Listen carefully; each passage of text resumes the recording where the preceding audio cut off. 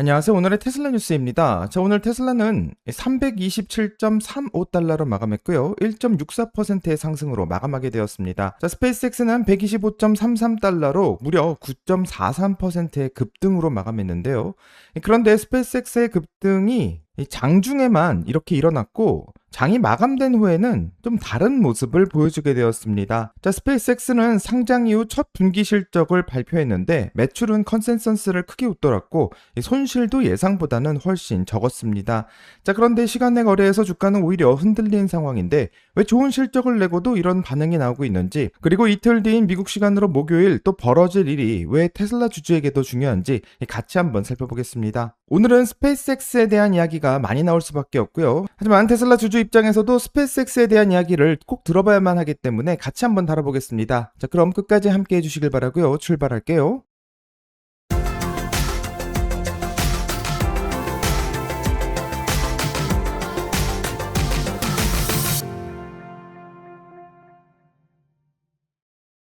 오늘 미국의 3대 지수는 일제히 상승했고 S&P는 1.79%의 상승을, 나스닥은 2.59%의 상승을, 다우는 1.71%의 상승을 보여주었습니다. 이 배경에는 두 가지를 들 수 있는데, 첫 번째로는 베센트 재무장관이 CNBC에서 이란과 합의의 가능성이 있다고 밝히면서 국제유가가 급락하고 있고, 이 WTI는 6.2%가 하락했으며 브렌트유도 5.9%가 빠지고 있습니다. 다만 이 호르무즈 해협을 지나던 선박의 공격 소식도 나오고 있는 만큼 이 협상이 완전히 안정됐다라고 보기는 좀 이른 측면도 있습니다. 두 번째로는 6월 구인 건수가 735만 9천 건으로 예상치인 745만 4천 건을 밑돌면서 노동시장이 예상만큼 과열되지 않았다라는 신호로 읽히고 있습니다. 이 말은 금리 인하를 좀 기대할 수 있고요. 유가 하락과 겹치게 되면서 위험 자산의 선호 심리가 좀 강했던 하루가 되지 않았나 생각해 볼 수 있습니다. 같은 날 스페이스X는 상장 후 첫 분기 실적을 발표했는데 IPO 이후 처음으로 애널리스트와 투자자들의 질문을 받는 자리가 생겼고, 일론 머스크는 테슬라에 이어서 스페이스X에서도 어닝콜을 이어갔습니다.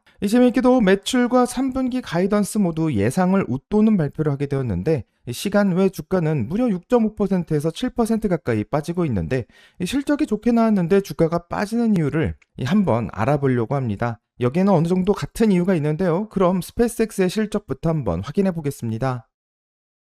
스페이스X는 2분기 매출이 78억 1,400만 달러를 기록했는데, 이 전년 동기 40억 7,100만 달러 대비 92%나 늘어난 수치를 발표했습니다. 월가의 컨센서스였던 69억 3천만 달러를 훨씬 뛰어넘는 수치인데요. 순손실은 5억 4,100만 달러로 전년 동기 10억 800만 달러보다 손실이 절반 가까이 줄었고, 주당 순손실은 9센트를 기록했었는데 시장이 예상했었던 26센트의 손실보다도 훨씬 더 양호한 발표를 하게 되었습니다. 한마디로 매출과 손실 두 지표 모두 컨센서스를 넘긴 이른바 더블 비트를 보여주었는데, 이 부분별로 보게 되면 조금 더 흥미로운 사항도 볼 수 있습니다. 스페이스X의 커넥티비티 사업, 그러니까 스타링크가 매출 42억 9,100만 달러로 전년 대비 66%의 성장을 했고, 스타링크의 가입자는 1,200만 명으로 1년 만에 2배가 늘었고, 가입자당 월 평균 매출은 66달러로 유지되었습니다. 기업과 정부의 매출은 108%나 급증해 개인 가입자보다 훨씬 더 빠르게 늘고 있는데요.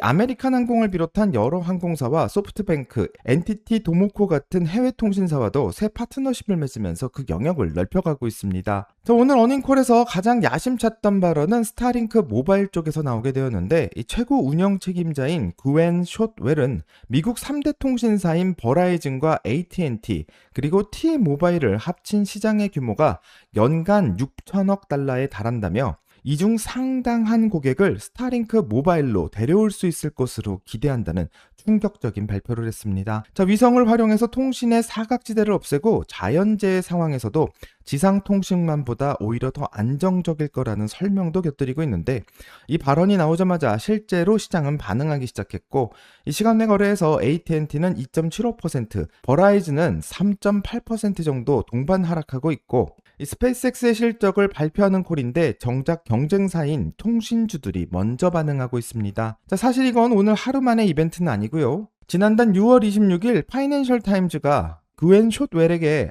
IPO 로드쇼에서 투자자들에게 스타링크 모바일을 소비자용으로 출시할 계획이 있다고 처음 보도하기 시작했는데 그날 이후 통신주들은 한 달 넘게 이 뉴스에 반복적으로 하락을 맞이하고 있습니다. 이 보도 직후인 6월 29일에는 버라이즌은 하루 만에 7%가 급락했고 3년 만에 최악의 하루를 기록하고 있고요.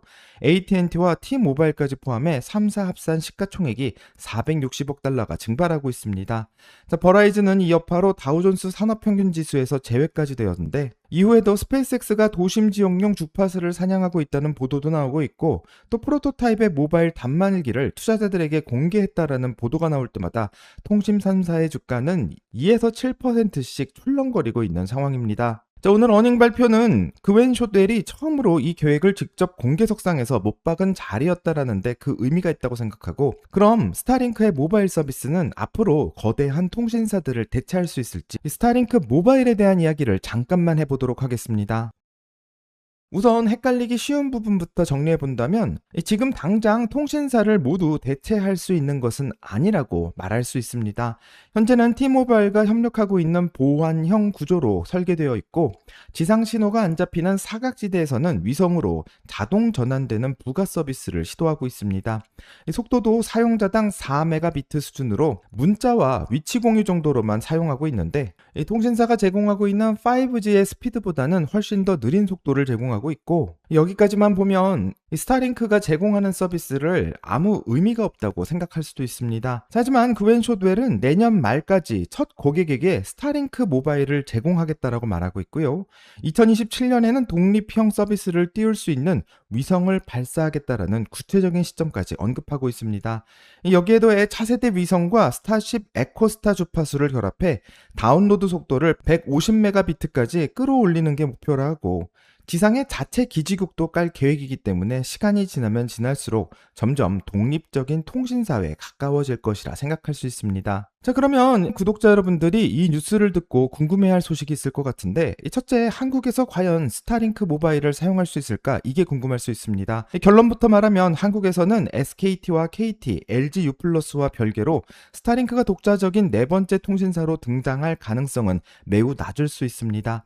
자, 한국은 외국 통신사가 핵심 통신망을 단독으로 운영하는 것을 규제로 막고 있기 때문에 실제로 지금 한국에 들어오고 있는 스타링크 위성 인터넷도 LG 등을 통해서만 서비스가 되고 있고 스타링크 모바일이 한국에 들어오게 되더라도 같은 구조, 한마디로 기존 통신 3사와 협력해야 되는 형태가 유력하게 될 거라 생각하고 미국에서 벌어지고 있는 기존의 통신사 파괴 같은 시나리오는 한국에서는 좀 재현되기 어려울 거라 생각합니다. 자, 하지만 로밍은 어떨지가 궁금한데요. 스타링크 모바일 같은 경우에는 전 세계 어디서든 위성으로 커버가 되기 때문에 아직 확실한 것은 나와봐야 알겠지만 자신의 번호를 바꾸지 않고도 기존의 번호로 계속해서 사용할 수 있지 않을까 한번 생각해 볼 수 있고 해외 출장이 많거나 여행을 자주 가시는 분이라면 스타링크 모바일이 훨씬 더 편하지 않을까 생각해 볼 수 있습니다. 현재 월가에서 이렇게 예민하게 받아들이고 있는 이유는 통신사 하나가 위협받는 수준이 아니라 스페이스X는 이미 스타링크 인터넷 등으로 가정용 초고속 인터넷 시장을 흔들고 있고 여기에 휴대폰 통신까지 얹게 된다면 인터넷과 통신비를 한 회사에서 번들로 묶어서 팔 수 있게 되는데 이 전기차가 처음 나왔을 때 내연기관차가 받았던 충격과 상당히 비슷한 그림을 보여주고 있고요.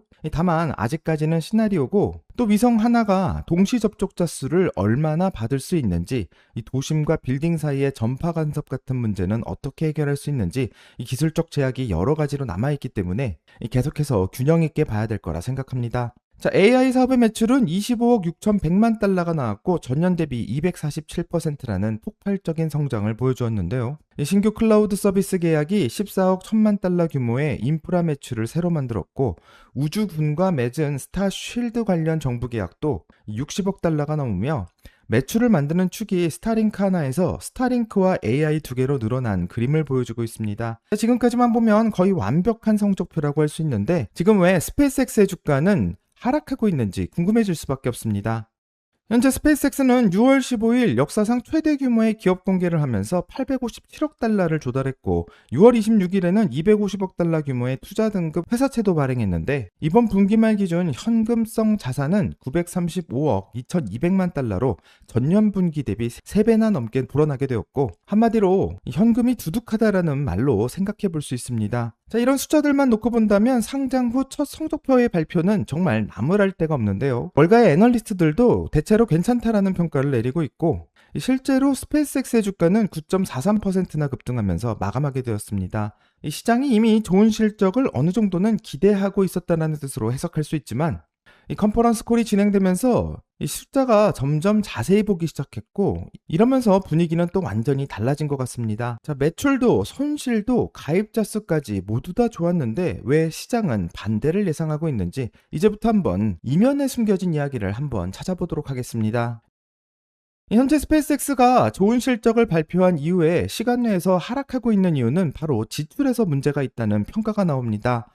자, 스페이스X의 2분기 전체 설비 투자는 184억 달러였는데 이 중 158억 2,800만 달러가 AI 컴퓨터 인프라에 들어가고 있고, 이 전체 매출이 78억 달러였는데 AI 부분 설비 투자에만 현재 2배를 쓰고 있다는 얘기로 해석할 수 있는데요. 이 벌어들이는 돈보다는 쓰는 돈이 훨씬 더 빠르게 불어나고 있다고 생각할 수밖에 없습니다. 자, 그럼 왜 이렇게 급하게 늘고 있는지가 궁금한데요. 여기에는 세 가지가 있고, 첫 번째로는 AI를 위한 인프라인 콜로서스의 확장이 계속 진행 중인 상황이고, 이 둘째로는 60억 달러의 규모의 AI 코딩 기업인 커서를 인수를 하면서 사용된 금액이 있고요. 마지막 세 번째로는 컨퍼런스 콜에서 나온 이야기인데 바로 엔비디아와 손잡고 스타마인드라는 AI1이라는 위성 컴퓨터 페이로드의 파트너십을 발표하게 되었습니다. 한마디로 엔비디아의 루빈 GPU와 베라 CPU를 위성에 실어서 지상이 아닌 궤도에서 직접 데이터 센터급 연산을 하겠다라고 말하는 건데, 이 서버실을 우주로 보내겠다 이렇게 해석하면 쉬울 것 같습니다.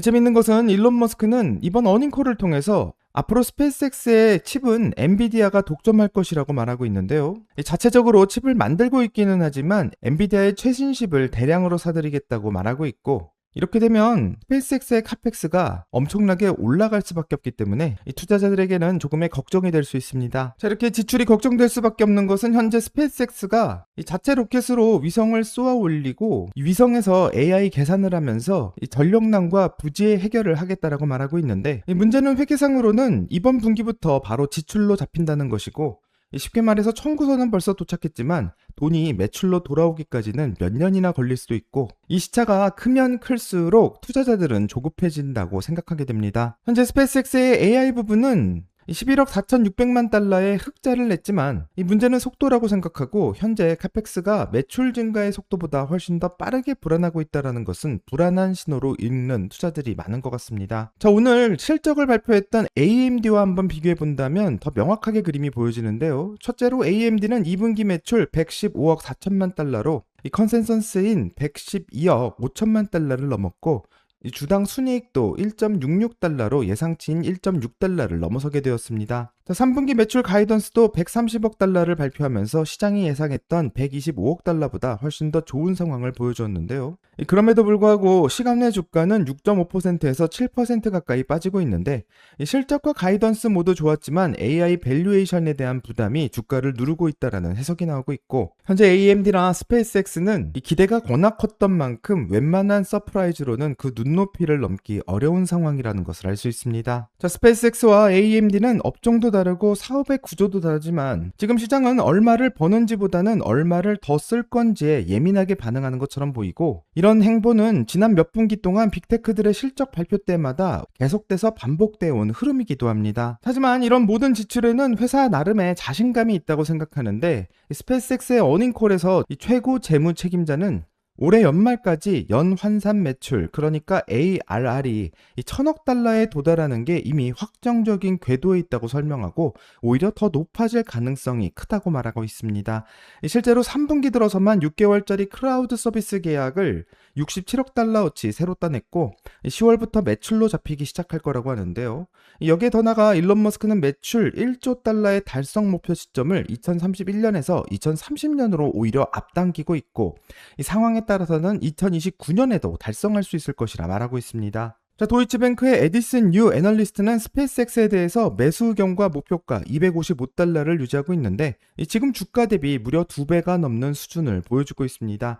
최근 주가의 변동성 대부분은 실적 자체가 아닌 뒤이어서 나오게 되는 락업 물량의 해소가 우려라는 분석이 나오고 있는데 이 실적만 놓고 보면 나쁘지 않지만 카펙스의 부담과 락업의 부담 이 두 가지가 맞물려서 현재 스페이스X의 주가에 영향을 주고 있다 생각할 수 있습니다. 자, CNBC의 짐 크레이머는 아무리 실적이 좋아도 락업 물량을 못 버틸 수 있다며 물량이 시장에 풀리고 나서 그 이후에 주식을 사는 편이 좋다라는 조언까지 남기고 있는데요. 이 짐 크레이머의 발언 아래는 스페이스X가 쏟아붓고 있는 엄청난 카페스의 부담을 말하고 있고 이번 락업 물량은 발행 주식의 무려 20%가 풀릴 예정이기 때문에 이 미국 시간으로 목요일 이 락업이 풀리는 첫날 이 거래량과 낙폭이 어느 정도가 되게 될지 그리고 물량이 실제로 시장에 쏟아지는지 아니면 예상보다 조용하게 지나가게 될지 이 첫 번째로 확인할 포인트가 될 거라 생각합니다. 이 두 번째는 공매도 세력들이 락업 이후에도 계속 포지션을 유지할 것인지 아니면 차익 실현에 나서면서 오히려 주가를 받쳐줄 수 있을지 궁금한데요. 이 마지막으로 세 번째는 컨퍼런스 콜에서 나왔던 스타마인드 파트너십처럼 앞으로도 대형 지출 계획이 추가로 발표되는지의 여부이고 이번 어닝콜에서 최고 재무 책임자는 앞으로도 몇 분기 동안 비슷한 수준의 설비 투자가 이어질 거라고 직접 밝히고 있는데요. 이 AI 컴퓨트 투자의 경우 투자금 회수 기간이 1년이 채 안 될 정도로 굉장히 턴오버가 빠르고 스페이스X에서 말하는 것처럼 현재 매출도 상당히 견고하기 때문에 이런 설비 투자에 들어가는 막대한 자금이 오히려 회사를 더 강하게 키우면서 매출을 늘리지 않을까 생각해 볼 수 있는 부분이라 생각합니다. 자, 오늘 이야기를 정리하면 스페이스X의 실적 자체는 우려보다는 훨씬 더 좋았고요. 다만 락업이 해제되는 것과 AI 지출 부담이라는 두 가지가 좀 발목을 잡는 것 같습니다. 자, 테슬라 주주들도 스페이스X의 지분을 어느 정도 가지고 있기 때문에 스페이스X의 하락과 상승에 어느 정도 영향을 받고 있다고 생각하고 또 최근 공개된 사이버캡 안에서는 스페이스X의 스타링크 위성이 들어가 있는 것을 보게 된다면 스타링크의 기술이 발전하면 발전할수록 이 테슬라에게도 훨씬 더 이득이 될 거라고 생각합니다. 자, 오늘의 테슬라 뉴스의 구독자 여러분들은 이번 스페이스X의 발표를 어떻게 보시는지 궁금하고요. 댓글을 남겨주신다면 같이 더 이야기를 나눠보도록 하겠습니다. 여기까지가 오늘의 테슬라 뉴스고요. 오늘 영상이 도움이 되셨다면 구독과 좋아요 그리고 알림 설정 부탁드립니다. 오늘 좋은 하루 되시고요. 오늘의 테슬라 뉴스는 내일 또 새로운 영상으로 다시 찾아오겠습니다. 감사합니다.